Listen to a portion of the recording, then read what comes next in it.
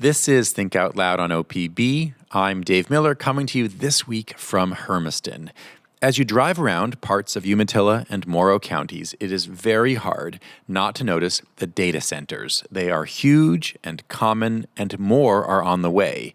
This has meant an infusion of jobs and public money in the region. And tomorrow we'll talk to the Hermiston Assistant City Manager about what he sees as the benefits of this industry. But Kaleb Lay is worried. Kaleb is the Director of Policy and Research at Oregon Rural Action. We heard from him earlier this week about nitrate contamination in drinking water. He is also focused on data centers. I asked him to give us a sense for the scale of these buildings here in northeastern Oregon. So a lot of folks will have heard about data centers in Hillsborough and Washington County, and currently there are quite a few. In Morrow and Umatilla counties, the lower Umatilla Basin, I believe we currently have more and have thousands more acres on the way. These are predominantly hyperscale AI data centers, 100 acres or more. Almost all are Amazon and Amazon Web Services, and that includes what would be, to my knowledge, the largest data center in the Pacific Northwest in what Amazon calls its exascale project. Be 1,300 acres, would use a gigawatt of electricity, enough to power hundreds of thousands of homes. And would use is going to consume as much land as roughly the entire city of Boardman. It's a massive footprint, and that is just one of, I believe, 20 different data center clusters or campuses that are either already built, under construction, or in the planning phase. When we talked before, our big focus was on nitrate contamination. Amazon was one of the entities that was sued in this class action suit, including the Port of Morrow and then various large farming operations. Amazon settled about 4 months ago and said, okay, we'll give about $21 million. They said, we did nothing wrong here, but we want to be good folks and be done with this. And so here's this money. As I said, they said that we did not contribute to this problem. What's your contention about the connection between data centers and nitrate pollution? Mm-hmm. And what Amazon will say is, we didn't add any nitrate to our water. Here's the thing, though. There was already nitrate in that water when it went into their data centers. They use massive amounts of water to keep their servers cool, because running all those chips and answering all those AI prompts, that takes a lot of energy, creates a lot of heat. They need that water to keep them cool. What happens is, for folks who've ever made Jell-O on their stovetop or simple syrup or something like that, basically you start with water that has a certain amount of sugar in it, and you boil off a bunch of the water so the concentration increases. The same thing happens in these Amazon data centers. Water goes in with nitrate in it. They also add things like biocides and descaling agents to prevent things from growing on the inside of those pipes. And in that process, because they use what's called evaporative cooling, a lot of the water evaporates off into the atmosphere. All of the contamination stays in the water. So as they run it through over and over and over again, their contamination levels actually go up. That's a result of what they're doing in those data centers. And then many of those data centers here in the lower Umatilla Basin send their wastewater to entities like the Port of Morrow that then take that wastewater and dump it on farmland. Back to the same problem. How much data do you have about the water going in and the water going out? It's hit and miss. We don't know what's going in and out of every data center. We do know what's happening at some of them. One of the best examples is PDX 90. It's a large data center, basically smack dab in the middle of Boardman. Called PDX 90, but it's here. Yes, Okay. Exactly. Okay. Yeah, Amazon loves their weird terminology. PDX 90 gets its water from the city of Boardman, and because it's city drinking water supply, it's tested pretty regularly for things like nitrate.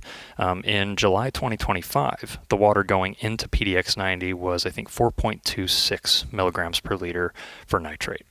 A month later, the water coming out of PDX 90 in August 2025 was 5 times higher.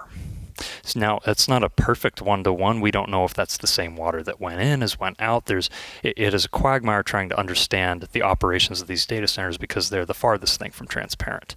But what we know is that the water coming out of them is significantly higher in terms of contamination levels than what went in. And then one of two things is happening at these data centers. Both cause problems. Either they're sending it out to farmland and land applying it, dumping it as a means of disposal, which threatens our groundwater, poses a risk to our groundwater, or they evaporate off the water completely, which is highly water consumptive. And we do live in a high desert. We have water supply issues across the board here. So water contamination and water use and electricity use are two of the big issues that we've just been talking about. What are your other concerns when it comes to the existing level of data centers and the likelihood or plans for many, many more? Yeah, how much time we got? Only a few minutes, I think. Okay, I'll do the quick version. There are many problems. At the top of the list is transparency. What we have seen is that a lot of the public officials in this area who are engaged in these negotiations with Amazon, they sign non-disclosure agreements that are still active today. That applies to both data centers that are being built, have been built, and the ones that are going to be built in the future. I believe, if I'm not mistaken, most of the Boardman City Council has NDAs with Amazon. And that goes into other counties in the area as well. It's by no means just a one-off. Also, the loss of agricultural land is a very serious, very real problem here. And in some of the rezoning that we've seen being done for this exascale project, the big one, there was this supposition that the land where they want to put this thing, that was sold to Amazon and rezoned to support a data center, had no agricultural value. But if you go out there and actually look around, right across the street is almost 2,000 acres of grapes. That's one of the highest value crops imaginable, especially in an area like this where we get tons and tons of sun. So there are issues with agricultural land loss. There are issues with transparency. And then at the end of the day, people don't know these things are even going in until they're already built. The public engagement process is about as bad as I can imagine it being. Even I, as somebody who does this for a living and is engaged on this every day, even when I'm on my day off because I can't stop thinking about it, it's hard for me to keep up with how fast these things are getting approved, getting built, and coming online. And one of the worries that I personally have is that a lot of the rhetoric coming out from Amazon and data center proponents is using estimates and metrics that are based on way outdated data. If you have one data center that's using a couple million gallons a year, well, what about the other 19? And what about the scalability?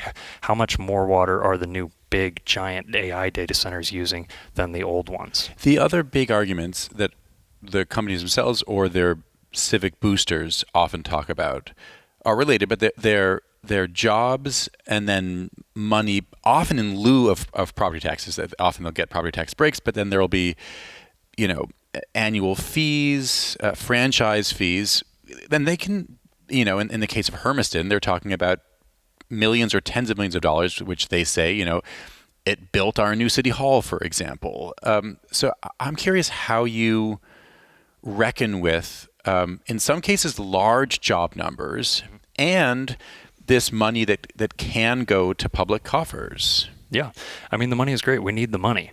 You know how else we could be paying for all those things is if they would just pay their taxes. Tax breaks are a problem. I would rather there be money in public funds that the public has some control over than just taking big tech's word that they're going to do the right thing and give the money where it ought to go. The other thing, too, is we have a lot of resource issues here. We've just talked about, thousands of people can't drink the water in their homes because of nitrate. And we need big amounts of funding to create the infrastructure and pay for the long-term upkeep, maintenance, and water bill costs for everybody. Why should we not be taking more money from Amazon and other big corporations and big industries around here and requiring them to pay into these funds? The class action lawsuit is a step that direction. I think it would be great to see government take a step that direction as well. Kaleb, thanks very much. Thank you, Dave. That was Kaleb Lay, the Director of Policy and Research at Oregon Rural Action. Tomorrow on the show, we'll get another perspective on data centers. We'll also hear about the challenges of providing behavioral and physical health care in Eastern Oregon. Our production staff includes Malia Fass, Rolly Hernandez, Gemma DiCarlo, Senior Producer Allison Frost, and Managing Producer Shiraz Sadiq. Adrisa Guy is our intern for the summer. Nalene Silva and Layla Isbell engineer the show from the Gert Boyle studio. Our technical director is Stephen Cray, and our executive producer is Sage Van Wing. If you don't want to miss any of our shows, you can listen wherever you get your podcasts. Our nightly rebroadcast is at 8 p.m. Thanks very much for tuning in to Think Out Loud on OPB and KLCC. I'm Dave Miller. We'll be back tomorrow. Think Out Loud is supported by Steve and Jan Oliva, the Rose E. Tucker Charitable Trust, Ray and Marilyn Johnson, the Susan Hammer Fund of Oregon Community Foundation, and the Lang Svingard Family Fund.